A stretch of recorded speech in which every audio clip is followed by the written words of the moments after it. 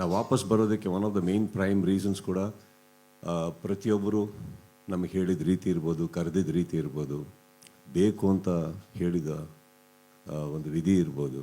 So there's a lot of thing that happen and ಇಲ್ಲೇ ನಾನು ಹಿಂದೆ ಕೂತರಲ್ಲೇ ತುಂಬ ಹ್ಯಾಪಿನೆಸ್ ಕಾಣಿಸ್ತಾ ಇತ್ತು, ಕೇಳಿಸ್ತಾ ಇತ್ತು ನನಗೆ. So I think I'm quite happy about it. Thing is very honestly done. ನಾನು ಅವಾಗ ಮಾಡೋಕ್ಕಾಗಲ್ಲ ಅಂದಿದ್ದು there was honesty to it. ಯಾಕಂದರೆ ಟ್ವೀಟು ಆ್ಯಕ್ಚುಲಿ ಒಂದು 2.5 ಗಂಟೆಗೆ ಹಾಕಿದೆ. ಸೊ ಬಹುಶಃ ಯಾರೂ ತುಂಬ ಸೀರಿಯಸ್ ಆಗಿ ತೊಗೊಂಡಿರಲಿಲ್ಲ ಅದನ್ನು. ಪ್ರಕಾಶು ತೊಗೊಂಡಿರಲಿಲ್ಲ.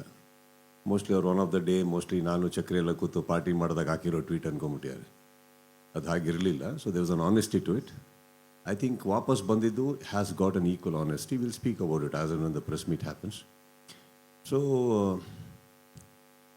ಐ ಥಿಂಕ್ ಈ AVs ನನಗೇನು ಗೊತ್ತಿಲ್ಲ actually. I just saw it today and that was very overwhelming. And ನಾವು ವಾಪಸ್ ಬರೋದಕ್ಕೆ one of the main prime reasons ಕೂಡ ಪ್ರತಿಯೊಬ್ಬರು ನಮಗೆ ಹೇಳಿದ ರೀತಿ ಇರ್ಬೋದು, ಕರೆದಿದ್ದ ರೀತಿ ಇರ್ಬೋದು, ಬೇಕು ಅಂತ ಹೇಳಿದ ಒಂದು ವಿಧಿ ಇರ್ಬೋದು.